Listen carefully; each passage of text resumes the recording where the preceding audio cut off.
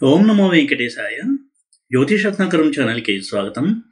ఈ వీడియోలో వివాహ పొంతన చేసే సమయంలో ఎటువంటి విషయాలను పరిశీలించాలి, అలాగే ఎలాంటి విషయాలకి మితిమీరినటువంటి ప్రాధాన్యత ఇచ్చి కొన్ని మంచి సంబంధాలను కూడా వదులుకోవడం జరుగుతోంది, ఈ విషయాల్ని తెలుసుకుందాము.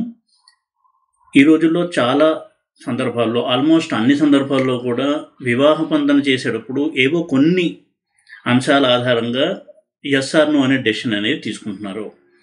అయితే చాలా భయపడడం కూడా జరుగుతుంది కొన్ని అంశాలని ఆధారం చేసుకుని, దాన్ని బేస్ చేసుకుని. అయితే నిజంగా వివాహ పొంతన చేసేటప్పుడు ఇన్ని అంశాలని చూడాలా, ఈ అంశాలన్నీ కూడా పాజిటివ్గా ఉండి వివాహం చేసుకున్నా కానీ డైవర్స్ అవ్వడం లేదా, లేదా వైవాహిక సమస్యలు అనేవి ఉండడం లేదా అనేది కూడా మనం గమనించాల్సి ఉంటుంది. వీటి గురించి నేను ఇదివరకు వీడియోలో కూడా చెప్పడం జరిగింది. అయితే మరింత విస్తారంగా కొంతవరకు అనవసరమైన భయాల్ని పెట్టుకోకుండా, అలాగే ఇవ్వవలసిన దానికంటే ఎక్కువ ప్రాధాన్యత ఇచ్చేసి భయపడము, ఇటువంటివి చేయకుండా మ్యాచ్ మేకింగ్ చేసేటప్పుడు ఏ విధంగా మ్యాచ్ మేకింగ్ చేసుకోవాలి అని చేయాలి అనేటువంటి ఉద్దేశంతో ఈ వీడియో నేను చేయడం జరుగుతోంది. ఈ రోజుల్లో ప్రతి వాళ్ళకి చాలా కామన్గా తెలిసినటువంటి కొన్ని విషయాలు చూసినట్టయితే షష్టాష్టకాలు, కాలసర్పదోషము, 7th హౌస్లో రాహువు, కుజదోషము, అలాగే పాయింట్ బేస్డ్ సిస్టమ్, ఆ తర్వాత తారాబలం. ఇక గోచారంలో గురువు సరిగ్గా లేడు, లేదా శని సరిగ్గా లేదు కాబట్టి ఏమన్నా మ్యారేజ్ చేస్తే ప్రాబ్లం వస్తుందా, ఇటువంటి విషయాల ఆధారంగా ఆ మ్యారేజ్ని యాక్సెప్ట్ చేయాలా, ఆ మ్యాచ్ని వద్దా అని డిసైడ్ చేస్తున్నారు. అయితే ఒక విషయం ఎప్పుడూ కూడా గుర్తుపెట్టుకోవాలి, ఇందాక చెప్పిన పాయింట్స్ అన్నీ కూడా మనం చూడాల్సి ఉంటుంది. అయితే ఒక వ్యక్తి జాతకంలో అతను జన్మించినప్పుడే గ్రహస్థితి ఆధారంగా అతనికి ఏ వయసులో వివాహం అవుతుంది, వైవాహిక జీవితం ఎలా ఉంటుంది, వైవాహిక జీవితం అనేది జీవితాంతం ఉంటుందా, లేదా మధ్యలోనే ఆగి వేరే వ్యక్తిని పెళ్లి చేసుకుంటాడా, అంటే 2 మ్యారేజెస్ ఉంటాయా, డైవర్స్ అవుతుందా, ఇలాంటి విషయాలన్నీ మనం చూడవచ్చు. ఒక వ్యక్తికి ఎవరైతే జీవిత భాగస్వామిగా నిర్ణయించబడి ఉంటుందో ఆ బ్రహ్మదేవుడి చేత, అటువంటి వ్యక్తే వస్తాడు. అయితే ఈ ప్రాసెస్లో ఇటువంటివన్నీ కూడా మన ఋషులే సజెస్ట్ చేస్తారు. ఏమిటవి? షష్టాష్టకాలు, ఇతర పాయింట్ బేస్ సిస్టమ్స్. అయితే వాటి వల్ల వారి వైవాహిక జీవితంలో సఖ్యత ఎంతవరకు ఉంటుంది, వారిని సఖ్యతని ఏర్పరచుకోవడానికి వాళ్ళు ఎంత కృషి చేయాలి అని తెలియజేస్తాయి ఈ అంశాలు. ఉదాహరణకి డైవర్స్ విషయానికి వచ్చినట్టయితే కాలసర్పదోషం వల్ల కానీ, కుజదోషం వల్ల కానీ, సప్తమ రాహు వల్ల కానీ, సప్తమంలో శని వల్ల కానీ డైవర్స్ అనేది అవ్వదు. రవి యొక్క ప్రభావం ఉన్నప్పుడు మాత్రమే డైవర్స్ అవుతుంది. ఈ విషయాన్ని నేను చాలాసార్లు ఎగ్జాంపుల్స్లో కూడా చూపించడం జరిగింది. అయితే ఒక్కొక్కసారి పరాశర సిస్టంలో కనపడకపోతే జైమిని సిస్టంలో మనకి రవి యొక్క ప్రభావం ఉన్నప్పుడు డైవర్స్ అవ్వడం అనేది చూస్తూ ఉంటాము. అందుకని ప్రతి వీడియోలో కూడా జైమిని సిస్టమ్ యొక్క ప్రాధాన్యతని ఎంతో కొంత ఉటంకిస్తూనే ఉంటాను. కొంతమంది వీక్షకులకి, వ్యూవర్స్కి అది కొంత బోరింగ్గా అనిపించినా కానీ జైమిని సిస్టమ్ గురించి కొంత రీసెర్చ్ చేసి బేసిక్స్ అయినా చదివి అర్థం చేసుకుంటారు అనే ఉద్దేశంతో ఈ జైమిని సిస్టమ్ గురించి నేను చెప్తూ ఉంటాను. ఇక షష్టాష్టకాల విషయానికి వచ్చినట్టయితే లగ్నము, చంద్రుడు, శుక్రుడు, సప్తమాధిపతి, వీటిని షష్టాష్టకాల్లో ఉన్నాయా లేదా అని చూసుకోవాలి అమ్మాయికి, అబ్బాయికి. ఉదాహరణకి అబ్బాయిది మేషలగ్నము, అమ్మాయిది కన్యాలగ్నము. మేషం నుంచి కన్య 6th హౌస్ అవుతుంది, కన్య నుంచి మేషం 8th హౌస్ అవుతుంది. ఎప్పుడు 2 స్థానాల షష్టాష్టకాల్లో ఉన్నా, 2 గ్రహాలు షష్టాష్టకాల్లో ఉన్నా వాటి మధ్య కొంత అలజడి అనేది ఉంటుంది.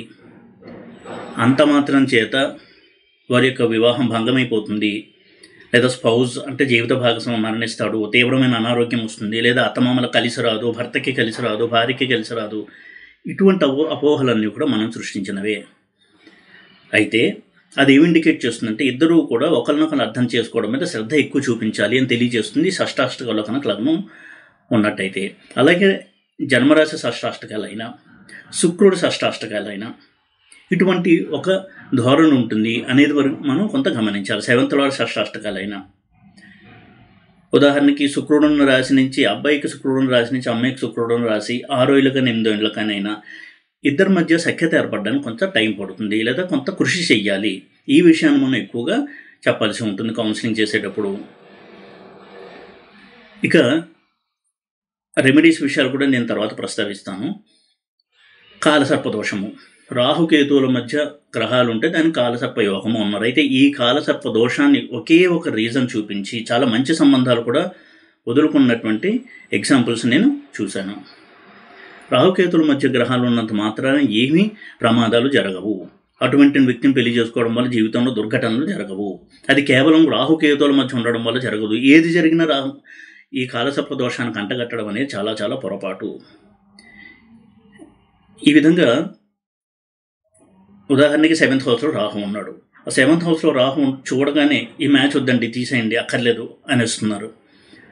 ఒకవేళ నిజంగానే రాహు 7th హౌస్లో ఉండి నెగిటివ్గా ఉండి మ్యారేజ్కి కొంత ప్రాబ్లమెటిక్ ప్లేస్మెంట్లో ఉన్నప్పటికీ రాహు యొక్క మహాదశ నడుస్తున్నప్పుడు అటువంటి ఆ నెగిటివ్ రిజల్ట్స్ అనేవి ఎక్కువగా ఉంటాయి.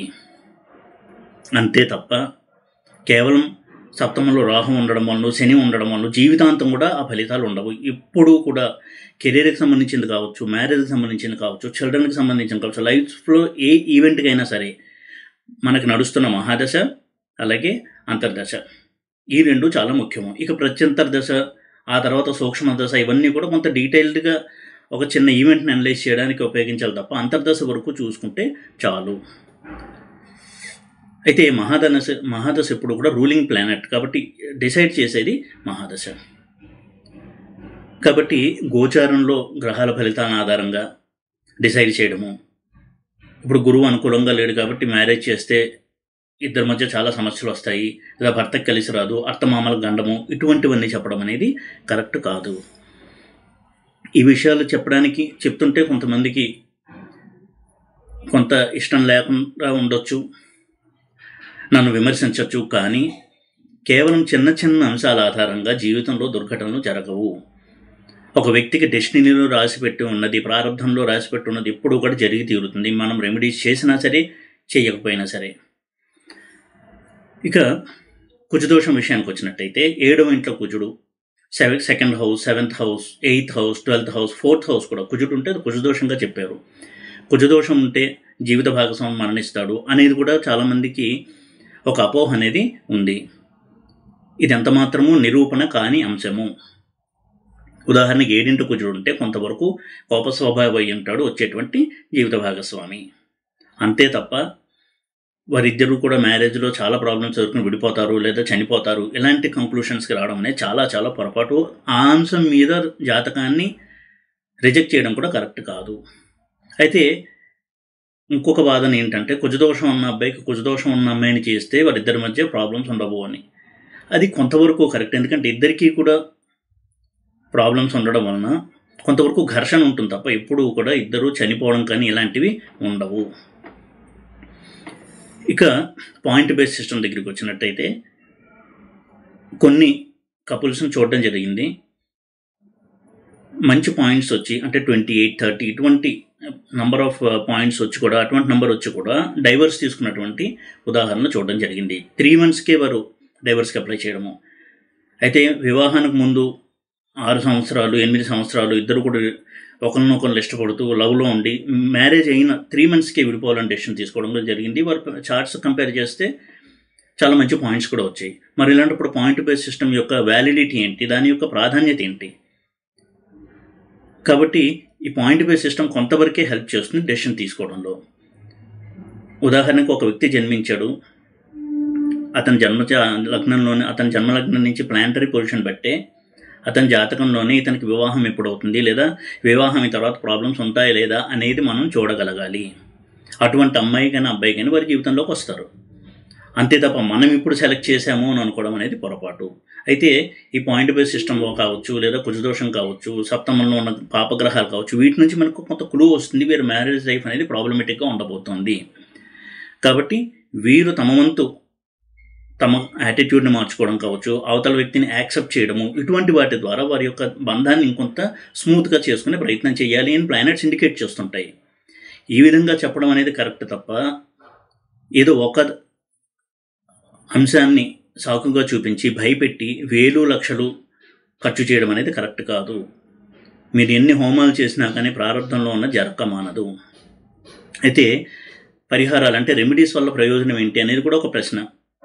సాధారణంగా ఏదైనా సమస్య వస్తే జ్యోతిష్యుడి దగ్గరికి వెళ్తే రెమెడీస్ ఇస్తారు, అది ఫాలో అయితే సమస్య తొలగిపోతుంది.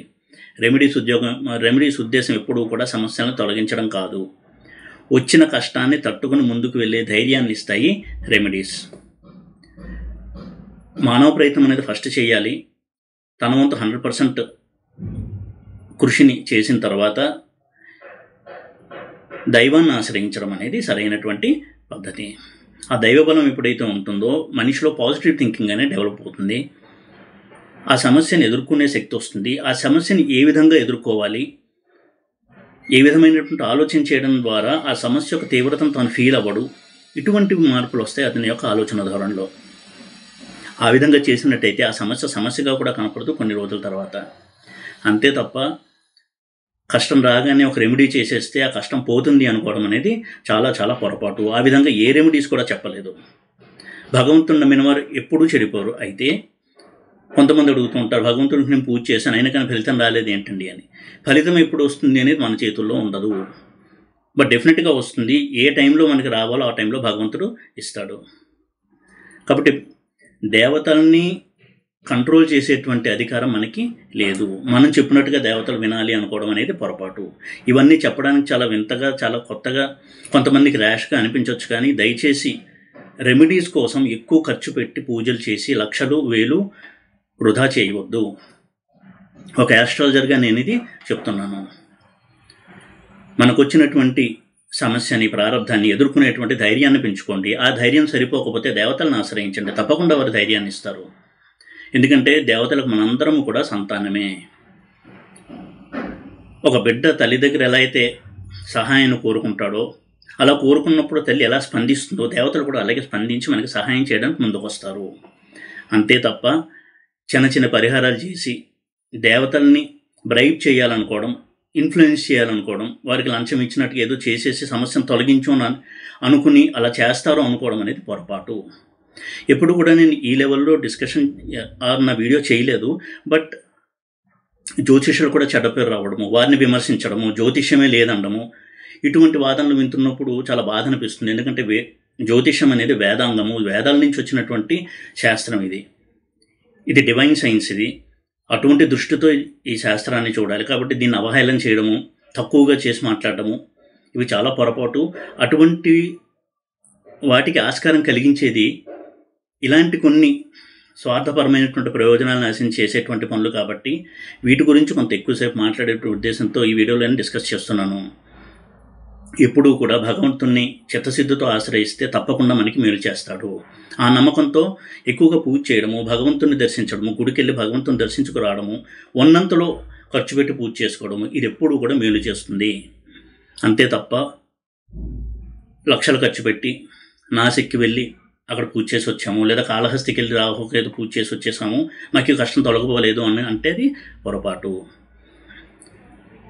అలాగే పితృదోషం పేరుతో కూడా చాలా చాలా భయాలకు లోనవుతూ ఎన్నో వేలు లక్షలు ఖర్చు చేసి పూజ చేస్తున్న వాళ్ళు కూడా ఉన్నారు. పితృదోషం వలన ఒకవేళ సమస్య ఉన్నట్టయితే ఒక్కసారి పూజ చేయడం వల్ల దోషం పోదు.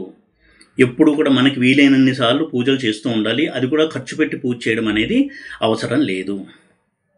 మనకు ఉన్నంత పితృదేవతలకి శ్రాద్ధకర్మ నిర్వహించడము ఉన్న ద్రవ్యాలతో అది పితృదేవతలను తృప్తిపరుస్తుంది. అంతేగాని ఒక్కసారి నాసిక్ త్రయంబక్కి వెళ్ళి, నాసిక్ త్రయంబకేశ్వర ఆలయానికి వెళ్ళి అక్కడ 1,00,000 రూపాయలు పెట్టి ఖర్చు చేసి పితృదోష నివారణ చేసేస్తే అది కంప్లీట్గా పోదు. ఇది ఎవరికి వాళ్ళు చెక్ చేసుకోవచ్చు. అలా చేసి వచ్చిన తర్వాత ఏమైనా మేలు జరిగిందా అని ఎవరికి వాళ్ళు చెక్ చేసుకోవచ్చు. కాబట్టి రెమెడీస్ పేరుతో చాలా అద్భుతాలు జరిగిపోతాయి అని ఆశపడి భంగపడ్డం అనేది కూడా పొరపాటే. అలాగే తారాబలం కూడా, అమ్మాయికి అబ్బాయికి నైధన తారండి కాబట్టి వారికి మ్యారేజ్కి బాగుంటుందేమో అని అనుకోవడం, దాని బేస్డ్గా సంబంధాన్ని రిజెక్ట్ చేయడం కూడా కరెక్ట్ కాదు. ఇవన్నీ కూడా ఇద్దరి మధ్య కూడా సఖ్యత ఎంతవరకు దెబ్బతీస్తుందని తెలియజేసే అంశాలే తప్ప కేవలం ఆ ఉన్నంత మాత్రాన వాళ్ళిద్దరు విడిపోతారు లేకపోతే చనిపోతారు అనేటువంటి భ్రమకి లోనవడం కూడా కరెక్ట్ కాదు.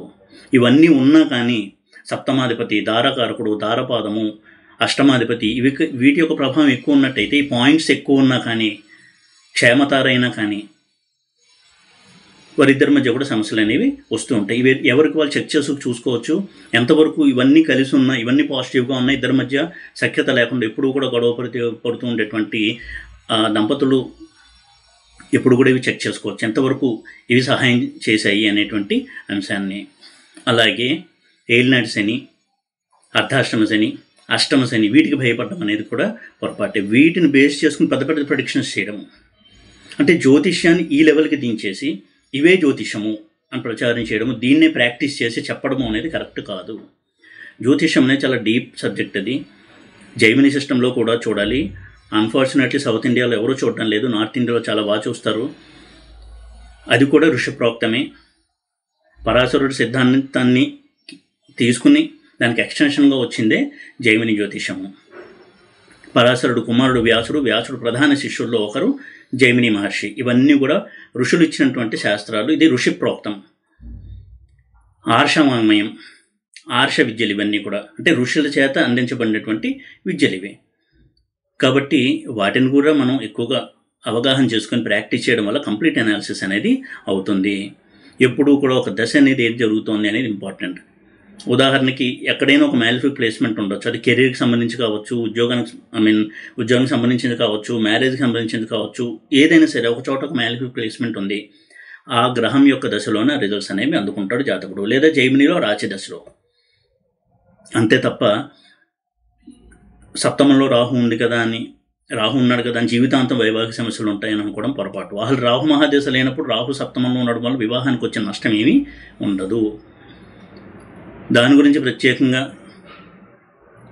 రాహుకేతు పూజలు చేయించడము, అది కాళహస్తి వరకు వెళ్ళి ఎంత దూరమైనా సరే వెళ్ళి రాహుకేతు పూజ చేయించడము అనేది కూడా పొరపాటు. ఆ పూజ ఫలితం ఉంటుంది తప్ప తాను ఆశించిన ఫలితం అయితే రాదు. అలాగే జెమ్ స్టోన్స్ కూడా, జెమ్ స్టోన్స్ రెమెడీగా చెప్పబడలేదు శాస్త్రంలో. ఇది వినడానికి చాలా కటువుగా ఉన్నా కానీ ఇది సత్యము. అయితే జెమ్ స్టోన్ అనేది ఎప్పుడు కూడా ప్లానెట్ యొక్క ఇన్ఫ్లుయెన్స్ని పెంచుతుంది. పాజిటివ్గా ఉన్న ప్లానెట్కి జెమ్ స్టోన్ పడితే మరింత పాజిటివ్ అవుతుంది, నెగిటివ్గా ఉన్నటువంటి ప్లానెట్కి జెమ్ స్టోన్ పడితే మరింత నెగిటివ్ అవుతుంది. కానీ జెమ్ స్టోన్ ఎప్పుడూ కూడా నెగిటివ్ని పాజిటివ్గా మార్చదు. ఇది కూడా చాలామంది ఒకసారి అర్థం చేసుకునేటువంటి ప్రయత్నం చేయాలి. జెమ్ స్టోన్ పెట్టుకున్నంత మాత్రం ఏమీ అనర్థాలు జరగవు. దానికి బదులుగా దేవతారాధన చేయడము, దేవాలయానికి వెళ్ళి రావడము, చిత్తశుద్ధితో ఉన్న ద్రవ్యాలతో మనకి ఎంత ఖర్చు పెట్టగలమో అంత ఖర్చు పెట్టి భగవంతుని దర్శనం చేసుకోవడము, పూజించడము అనేది ఎప్పుడూ కూడా మంచి ఫలితాలని ఇస్తుంది. నిదానంగా ఇచ్చినా కానీ చాలా స్టాండర్డ్గా ఉంటాయి ఆ ఫలితాలు. అలాగే ఆస్ట్రాలజర్స్ విషయం కూడా చూసినట్టయితే ఒక జ్యోతిష్యుడికి ఉండవలసిన మినిమం కొన్ని బేసిక్ క్వాలిటీస్, మోరల్ క్యారెక్టర్ అనేది బాగుండాలి. అంతే తప్ప ఏదో ఒక దాన్ని చూపించి భయపెట్టి ఎక్కువగా లూటీ చేయాలి అనేటువంటి మనస్తత్వం కూడా మంచిది కాదు. అనుష్ఠాన బలం ఉండాలి, అప్పుడే ఆ వాక్ అనేది ఫలిస్తుంది. ప్రతి జ్యోతిష్యుడు గొప్పవాడే. ఒక వ్యక్తికి ఏ జ్యోతిష్యుడి దగ్గర పరిష్కారం దొరకాలి అని రాసిపెట్టి ఉంటుందో అతని దగ్గరే దొరుకుతుంది. కాబట్టి ఏ జ్యోతిష్యుడు తక్కువ కాదు, జ్యోతిష్యం అనేది తక్కువ కాదు. అయితే ఎవరికి వాళ్ళు చిత్తశుద్ధితో ఈ విద్యను కనుక ప్రాక్టీస్ చేసినట్టయితే 10 మందికి మేలు జరుగుతుంది. ఈ విధంగా ఇలాంటి అంశాలన్నీ కూడా దృష్టిలో పెట్టుకుని జ్యోతిష్యులు కూడా కొంతవరకు ఆలోచించడం మంచిది. అదేవిధంగా ఇది వరకు నేను సలహాగా ఇవ్వడం లేదు, ఇది నా దృష్టి మాత్రమే. అలాగే దయచేసి జైమిని ఆస్ట్రాలజీలో కూడా కొంత ప్రాక్టీస్ అనేది చేయండి. ఇది నేనొక్కడిని చెప్తున్నది కాదు. జైమిని ఆస్ట్రాలజీ అనేది ఇది ఋషిప్రోక్తము, ఎప్పటి నుంచో కూడా ఉన్నటువంటి శాస్త్రం ఇది. అయితే దీన్ని పక్కన పెట్టి నిరాదరణకు గురి చేసి కేవలం పరాశర సిస్టంలోనే బేస్ చేసుకుని, అందులోనూ గోచారాన్ని బేస్ చేసుకునో, నక్షత్రాన్ని బేస్ చేసుకునో, ఈ నక్షత్రం అమ్మాయిని పెళ్లి చేసుకుంటే మంచిది కాదు, అత్తగారికి గంటము, ఈ నక్షత్రం అబ్బాయిని పెళ్లి చేసుకుంటే మంచిది కాదు, ఇటువంటివి చెప్పడము, దాన్ని విని భయపడము, దాన్ని చెప్పి భయపెట్టడం, ఇవన్నీ కూడా మాని జ్యోతిష్యాన్ని ఒక ఆర్ష విద్యగా గౌరవించి సత్యాన్ని చూపించే విద్యగా చూడాలి. మనకిష్టం ఉన్నా లేకపోయినా సత్యం ఏంటో చెప్పేది జ్యోతిష్యము. అది విని తట్టుకునే ధైర్యం ఉంటేనే జ్యోతిష్యం జోలికి వెళ్ళాలి, లేదా జ్యోతిష్యుడి దగ్గరికి వెళ్ళాలి. అంతే తప్ప రెమెడీస్ వల్ల అద్భుతాలు జరుగుతాయి, మిరకిల్స్ జరుగుతాయని పొరపాటుగా అటువంటి ఆలోచన చేయడం అనేది చాలా అది పొరపాటు. దానివల్ల ఎన్నో భయాలు అనేవి కూడా కలుగుతూ ఉంటాయి.